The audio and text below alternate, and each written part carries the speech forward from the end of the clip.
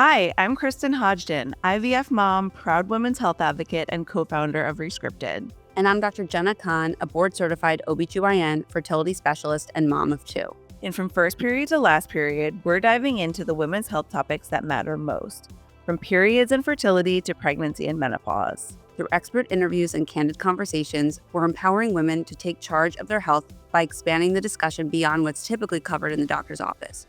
It's time to stop guessing when it comes to our health. Now let's dive in for the real science-backed info you need to be the expert in you. Hi, everyone, and welcome back to From First Period to Last Period. For those of you who are new here, I'm Kristen. And Jenna, you want to introduce yourself quick? Hi, everyone. Dr. Jenna Khan here. So we're so happy to be back. Last time we talked about fibroids. So if you missed that episode and lots of other stuff. So if you missed that episode, please go back and tune in.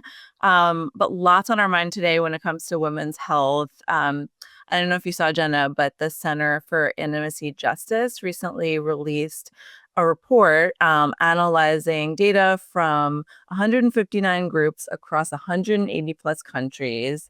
And they found that platforms like Meta, TikTok, Google, and Amazon are restricting essential women's health content from perimenopause and fertility to sexual wellness and mental health. Not totally surprising. Rescripted has definitely had ads be blocked by some of these platforms in the past, but definitely frustrating, and all the more reason why this podcast is so important.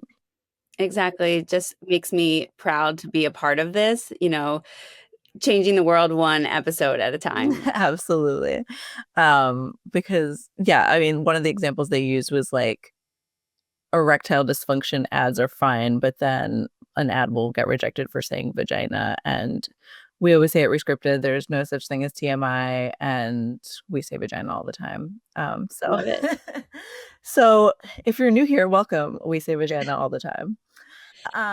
So last night I was teaching my 3-year-old about her body parts, and she learned the word uterus. And she's asking about all of her teachers and friends and family members if they have a uterus as well. It's just wish I had it on video. It was perfect. I love that so much. I actually told, because I had a really long fertility journey to get to my recent baby, and my kids are 6 now, so I kind of took them along for the ride. And my daughter told me when she got home from school one day that her friend said she didn't want to have kids anymore because Brooke, my daughter, told her that she had to do shots to get a baby. Oh no! I was like, no, but it's but it's also really important for them to know how they came to be. So of course. It's TMI when your mom is the co-founder of a women's health company. So we've got, or a fertility specialist. Exactly. So we've got an amazing episode for you guys today. So first, in her story Unfiltered, Ashton opens up to us about her IUD horror story, which is a doozy for sure. And Jenna's going to dive into what went wrong and how you can advocate for a different outcome. Then in Own Your Health, we'll answer some of your most burning health questions, from is pelvic pain during ovulation normal to at what age should I consider egg freezing. Then our friend registered dietitian Anna Bonengel will also explore some easy ways to support your gut health. And lastly, in Women's Health in the Wild, Jenna will give her take on at-home fertility testing as a fertility specialist. So let's dive right in. Her Story Unfiltered, raw, real, and rescripting women's health, one powerful story at a time. I'm Ashton, I'm 33 years old, and I live in Denver, Colorado. This is my women's health horror story. My IUD perforated my uterus and migrated into my abdomen, where it was lodged for about a year before it was discovered. I had a routine postpartum insertion that felt particularly painful considering I'd had several IUDs prior and had just given unmedicated birth to my son. And in the weeks that followed, my instinct was that something was wrong, but was ultimately pointed down a path of protocols that would require more time, money, appointments, and they all came with an air of judgment that made me feel like I was overreacting, overly concerned, overly sensitive, and that what I was experiencing was just normal. So with that, and in the swirl of motherhood, I just let it go. Months later, it finally became so clear that something was wrong in my body, I couldn't ignore it any longer, so I scheduled an IUD removal.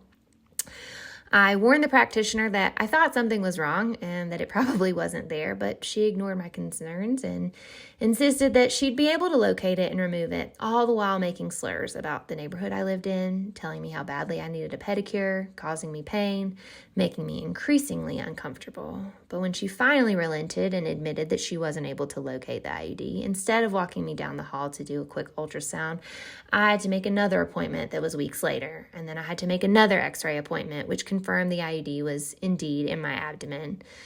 When the OBGYN finally called me, she said, "Oh yeah, this happened to me and I got pregnant." And so there was zero urgency, zero empathy, no efficiency in the whole process. I had to do the follow-ups that they had promised to do, and then was told that it would be another month at least before I could get on the schedule. And so at this point, I finally decided I was done. I went rogue, and I was lucky enough to tap into a network of MD friends who connected me with an excellent OBGYN who made me a priority, treated me with empathy, and got me in and out of surgery within a week. My question is, why do we do IUD insertions so soon after a woman gives birth when her uterus is more susceptible to something like perforation and migration? This is all you, Jenna. Oh, it's a lot. Oh my gosh. So this is just like such a horrible sequence of events that happened here. And so I first just want to say that IUDs are an amazing form of birth control, and the risk of perforation is really low. Like the risk is less than 1%. Even postpartum? Well, postpartum, it's still less than 1%, but it is higher when you deliver, when you have it immediately postpartum, because the postpartum uterus is soft. It's really soft. And so the risk of expulsion is higher, and the risk of migration and perforation is higher. And just so everyone knows, like, how many weeks postpartum is it typically recommended to have an IUD? You could have it placed at like the 6-week postpartum visit. At that point, your Okay. uterus is back to its usual size and Okay. is a little stronger Got it. than immediately after delivery. And the thought behind postpartum IUDs was one of convenience for the patient. When you're newly postpartum, you'd be surprised, like, not everyone goes to their postpartum visit. They're busy, they've got other things going on, they might have other kids. And so, I think when I was practicing OBGYN way back when, our postpartum show rate was maybe 60%. Yeah. And which is, I went to my postpartum visit. I think you probably went to your postpartum visit, I but was so excited for mine just to make sure everything was like healed down there. of course, but the no-show rate is really high, like Wow. generally. And so it was sort of an opportunity to provide people with really good birth control right after delivery. And so in the event that they couldn't make it to their postpartum visit, like, they were covered. And, it is still offered. If patients want to do that, but there is that risk that, it falls out. If it falls out, it's not a big deal. You go back to your OBGYN and have them replace it. But if it migrates, that could be a problem. And now in most cases, it doesn't migrate, but in this situation, it clearly did. And I'm glad that she found an OBGYN that really took her complaint seriously and made it a priority to do something about it, because that's a scary situation for her. And that's not something that should wait. I mean, it's a pretty easy thing to do, to find out if an IUD is in the wrong location. A quick ultrasound bedside in the office, checking the IUD strings. And then most OBGYN practices have like operating days or days that they're in the hospital taking call, that this is like usually a pretty quick procedure, even though it's laparoscopic, to just go in and take it out. So I'm glad that she finally got the right care. Absolutely. That was my takeaway from the story, was just that, and we talked about this a little bit with my birth story, but just how having a provider that listens to you and takes your concerns seriously is so important. And if something feels off to you, definitely get a second opinion. You want to feel really comfortable with, your provider, and like you're actually protecting against pregnancy, and, if it's hormonal, that you're on the right, pill or IUD for your body. And we talked about this in a previous episode, but yeah, it's nuanced. It's not one size fits all. Exactly, exactly. And I think you can trust your instincts and, listen to your body like giving you signals like something's not right here. I think I need to be seeking that second opinion. Absolutely. Well, thank you, Ashton, for sharing your story. I'm glad you got the care you deserved. Own your health. Ask us anything. Your questions and expert answers, because you are your own best advocate. Okay, welcome back to Own Your Health. We got some amazing questions from all of you this week. First, someone wrote in to ask about pelvic pain during ovulation. I think, we're all used to period cramps, maybe not some of you lucky ones out there, but all used to cramps around that time of the month. But there are others that get pelvic pain during ovulation. Is that normal? For sure. So this actually has a name. It's called Mittelschmerz. Mm-hmm. And that is the definition is really pain from ovulation, from that like forceful release of an egg. And there may be cycles where you feel it and other cycles where you don't. Some people I feel like are a little bit more in tune with what's happening with their menstrual cycle and say that they feel it with every cycle, and other patients are just like I don't even know what you're talking about. Right. So, but it definitely does not mean that there's some pathologic thing going on. Is this, I know a lot of people with endometriosis in our community have kind of their most debilitating pain during ovulation. Is that technically middle Schwartz, or is it It's more hard that's related where to the it parse out condition? a little bit because the pain from endometriosis can be multifactorial. You can have pain from where the implants are, if it's on a nerve, if there's scar tissue, but then also as you're preparing for a bleed or during the period, there can be severe pain because those implants actually can bleed themselves inside of the pelvis. So the pain with endometriosis is a little bit more complex. And so they might be experiencing middle schmerz in addition to their endometriosis pain, or what they're experiencing is just their endometriosis pain. Got it. What do you recommend for someone who might be experiencing pelvic pain during ovulation? Do you recommend just having a conversation with your OBGYN about it? There's not so much that you can do about it. If you know that it's coming, like if you're tracking your cycles and you know that you get pain with ovulation, you can take some Motrin or Tylenol or something to try to prevent it. Also, having a heating pad nearby, taking a nice warm bath, like these are things that can Yeah. help you um, get more comfortable. But this isn't a long lasting pain. Like Yeah. maybe it lasts 12 to 24 hours in the longest cases, but it shouldn't be lasting longer than that. Okay, so if it does, you should definitely consult with your doctor. For sure. It always gets me when, I hear endometriosis stories about how, like, they have pain during ovulation and then pain during their period, and it feels like some women are genuinely in pain, like, most of the month, and I feel like men will never understand that. Actually, one of Never. our most popular articles at Rescripted is about, like, period cramp simulators, and we included, like, videos of men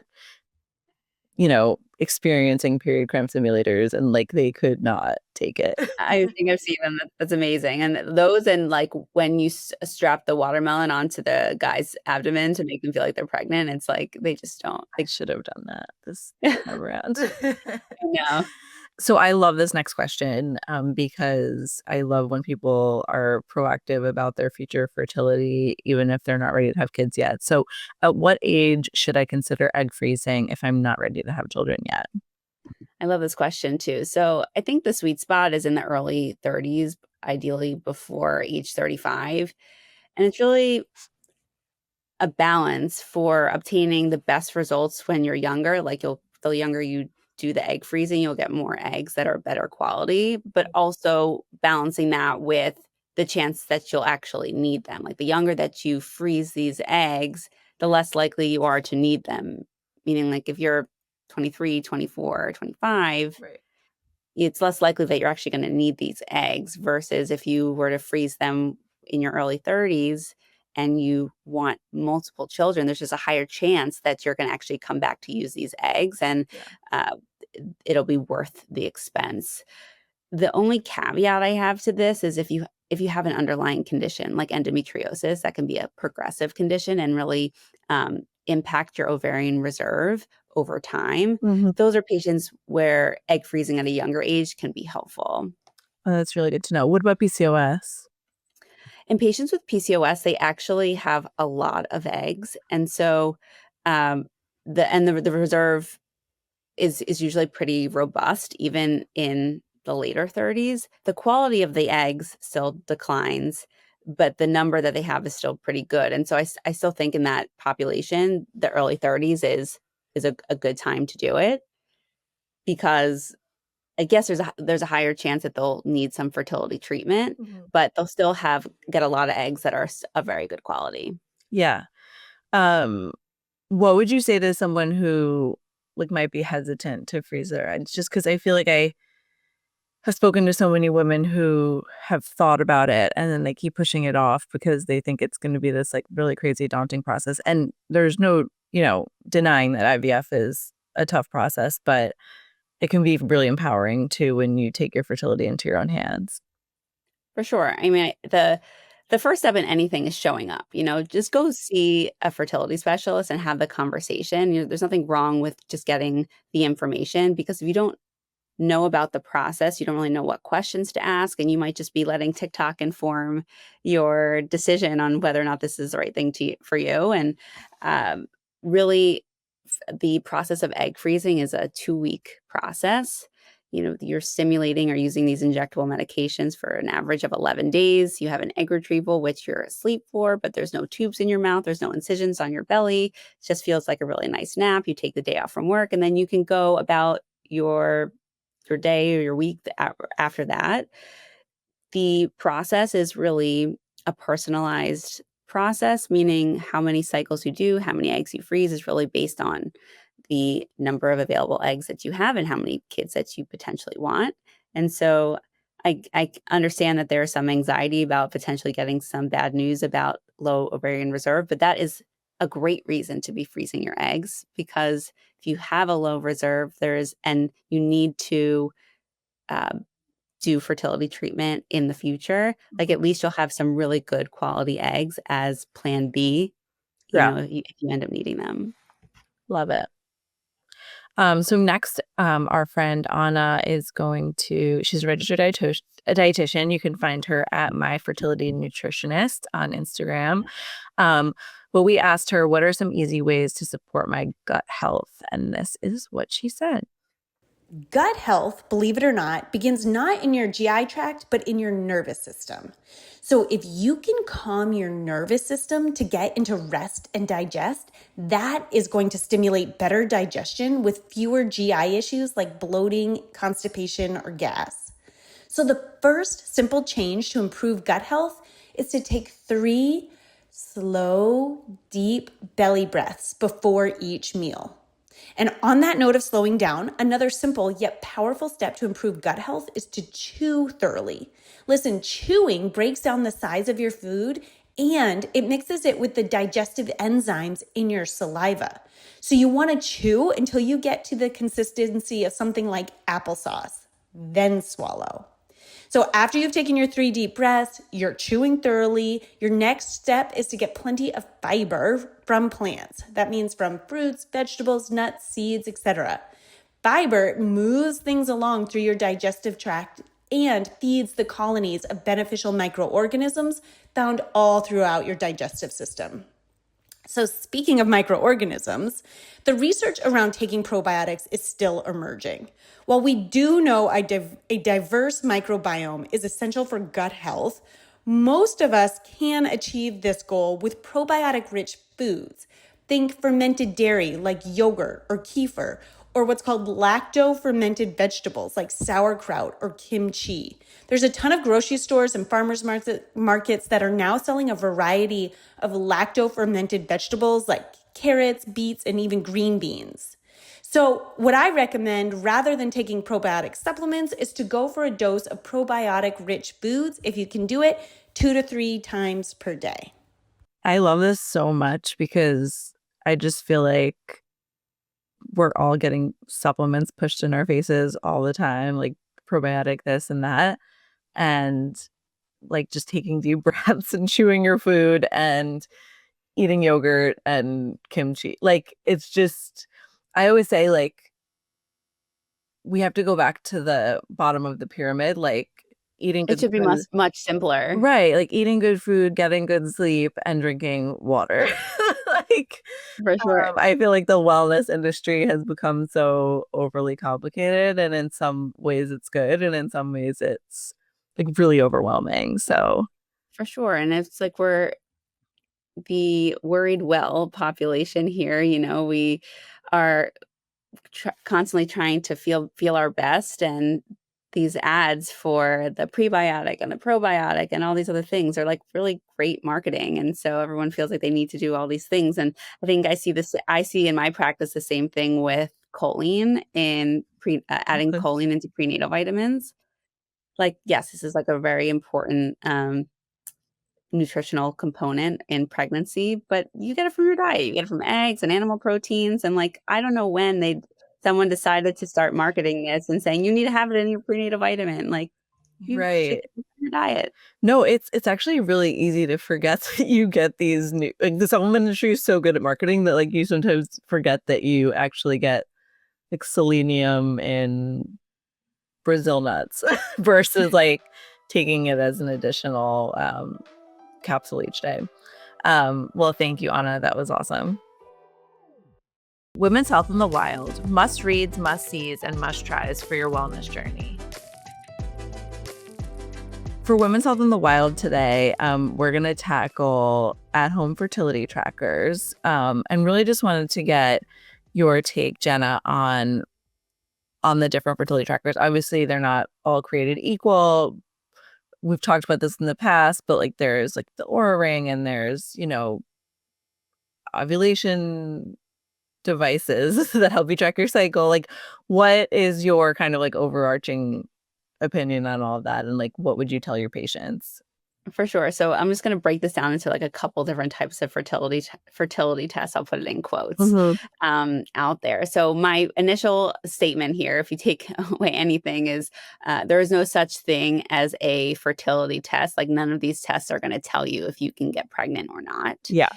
Fertility is more nuanced than that. There's a lot of things that have to go right, and we'll talk about this multiple times, along the course of this show. But um, so one of the more popular tests that I've seen, or have heard about, is one called Modern Fertility, and it checks some day 3 hormones, so FSH, LH, estradiol, your thyroid function, and your AMH level. And that one's like $179. And there's another one called Everlywell that tracks your FSH, estradiol, LH, and testosterone levels. And for most people, these hormones don't really tell you anything about your ability to get pregnant. Hormone testing is just one aspect of understanding the menstrual cycle and if you're ovulating, but day 3 hormones, just a one-time check, is not going to tell you that information. Yeah. I'm not really sure what sort of like printout they give you once you have these checked, but Well, actually, I think a really good question would be, I think everyone like hears the word AMH and thinks that oh, that's going to predict their fertility. And I feel like you need to clear that up because for sure, it's for an sure. important So indicator, but it's not the end all be all. yes. So, of the tests that I saw in my like little search was Modern Fertility was the only one that actually showed it, like checked an AMH level, and an AMH level does not tell you anything about your ability to become pregnant or your time to pregnancy. It is a biomarker of ovarian reserve, and it tells me as a fertility doctor how you might respond to ovarian stimulation, meaning response to medications and egg freezing or IVF cycles, and helps me select dosing of medications for these treatments specifically.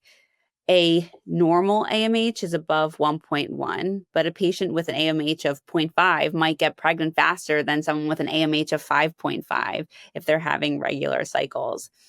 Also, it's important to know that AMH can be falsely lowered by birth control pills because birth control pills work to suppress the ovaries. And so you can have just a falsely low or unexpectedly low AMH level. So just keep that in mind. If you do check your AMH and you're on birth control pills, just reach out to your doctor or fertility specialist and talk through that with them.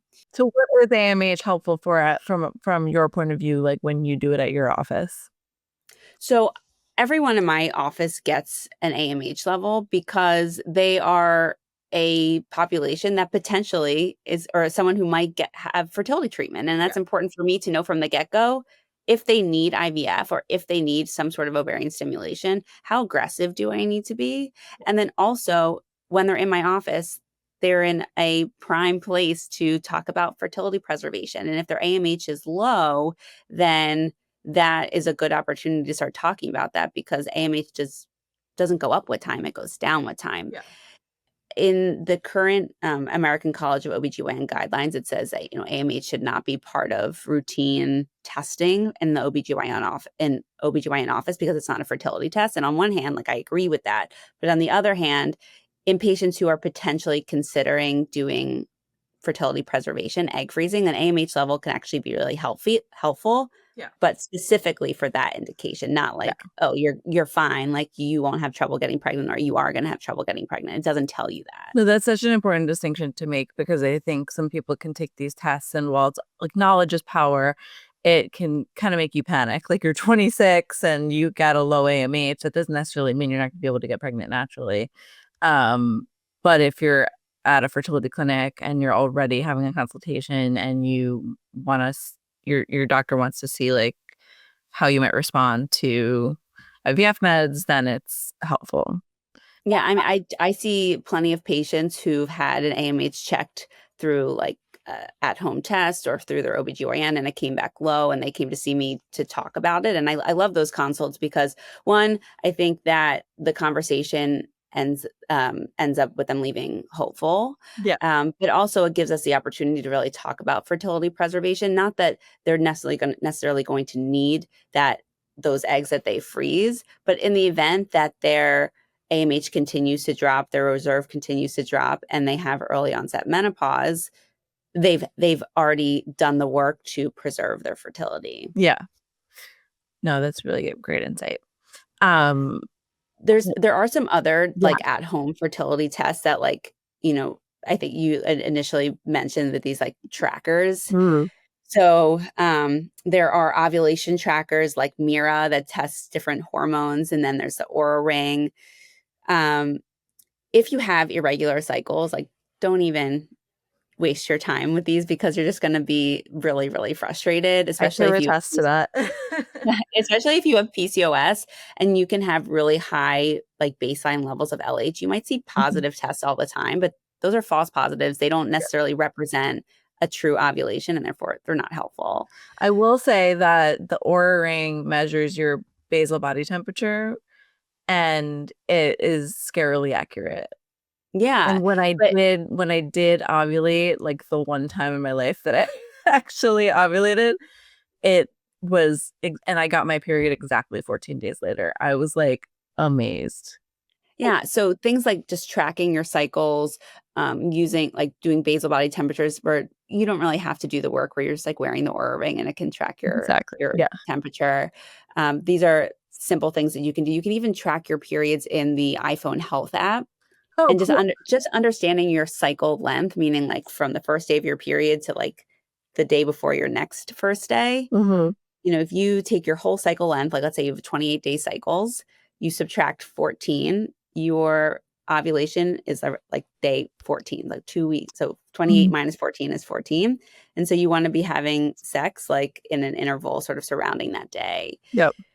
Other cheaper options would be like the Clear Blue test strips, or on Amazon, you can buy a bulk easy at home tests, which are these little strips. Sometimes it might take a little like color deciphering, but you don't need to be spending a crazy amount of money to try and understand if you're ovulating. And again, if you are having irregular periods, that's your red flag. Like, I probably am not ovulating. I should be just at least checking in with a fertility doctor to know if this is happening for me or not. Yeah.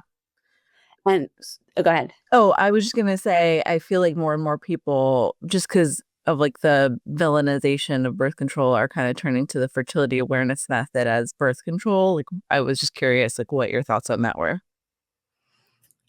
Like the rhythm method, like knowing your cycle. Yeah. So this is not a great form of birth control just because there is cycle to cycle variability. And just because you ovulate on day 14 one month, like you could ovulate on day 12 or day 18 another month, and that could be all within normal variation. And so it can be really hard to just predict that for future cycles. And for sexually active people who want to have sex when they want to have sex, like that could just be really hard to map that out. Once you've confirmed ovulation, like, if you want to be abstinent up until ovulation, and then once you've confirmed ovulation has happened, like your chances of pregnancy 24 hours after ovulation is like essentially zero. So that's that's a good thing to keep in mind. Okay. But there are, I would say the rhythm method is the least accurate method for birth control if you're really trying to prevent a pregnancy. Got it. Just wanted to clear that up.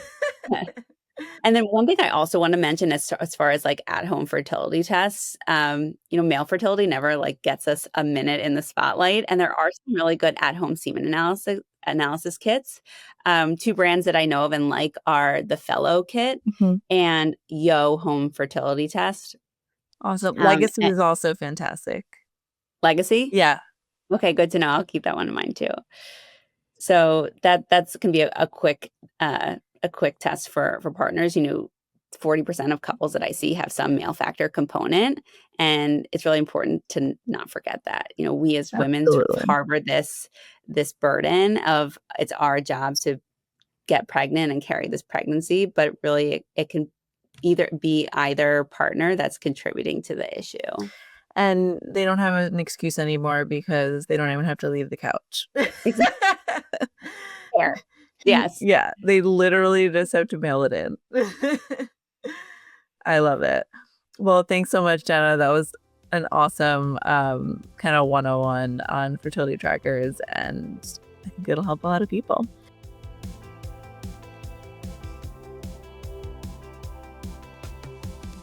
Thanks for tuning in to From First Period to Last Period. If you enjoyed today's episode, be sure to hit subscribe so you don't miss any of our future conversations.